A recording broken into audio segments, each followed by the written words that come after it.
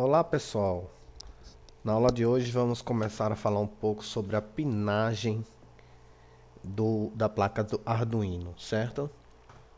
Dando continuidade às nossas aulas de Arduino para o novo ensino médio, né?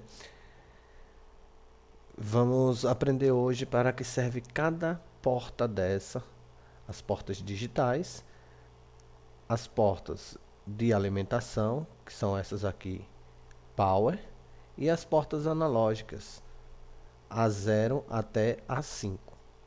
Então, pegando aqui esse modelo de Arduino Uno, nós temos aqui nas portas de alimentação, certo?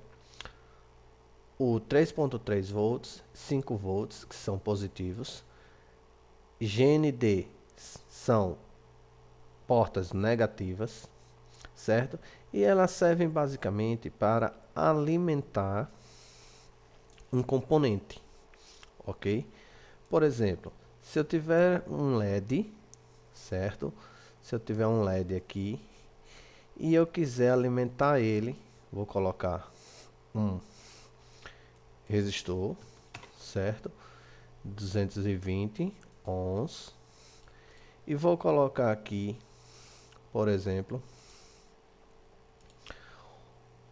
um fio de alimentação positivo na cor vermelha no terminal do LED e no GND o negativo na outra perninha do LED.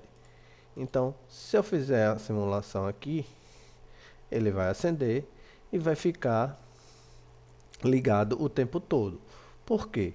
Ele vai ficar ligado o tempo todo? Porque ele está ligado em numa porta de alimentação, que são essas portas power.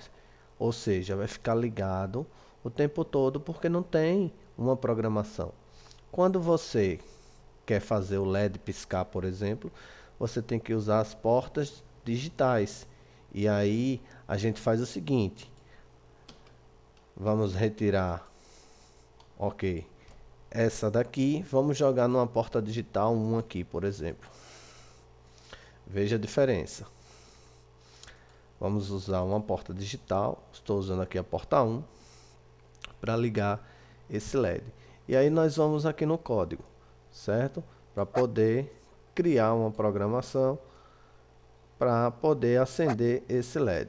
Então, uma coisa que vocês precisam entender é as portas digitais analógicas, elas possuem a função de entrada e saída, certo? Quando é que uma porta é considerada uma porta de entrada? Entrada é quando ela coleta dados, certo? Então, geralmente, as portas que coletam dados são portas que estão conectadas a algum sensor. E as portas de saída são aquelas portas que vai executar uma determinada função. Então, por exemplo, eu estou usando aqui esse projeto para ligar um LED. Estou ligando ele na porta 1. O que é que essa porta 1 vai fazer? Vai ligar o LED. Então, ela tem a função de saída, de emitir um valor ligado ou desligado para poder ligar esse LED ou desligar, certo? Então, se é de saída, eu vou jogar aqui, ó, saída. Vou jogar um pino aqui de saída. Vou dizer que eu estou utilizando o pino 1, ok? E eu vou dizer que esse pino vai ter a função de alto, ou seja, ligado. Depois eu vou para a função de controle. Eu vou dizer que esse pino vai ficar ligado, aguardando por cerca de 2 segundos ligado. Em seguida, vou pegar novamente o bloco de pino, número 1, e vou dizer que ele está desligado. E vou jogar um aguarde de 2 segundos. Pronto. Ligou, aguardou 2 segundos, desligou, aguardou 2 segundos, ligou de novo e aí ele vai no loop fazendo essa programação o tempo todo. Então vamos iniciar. Ó, ligou, demora 2 segundos, desliga, demora 2 segundos, liga. Então foi isso que aconteceu.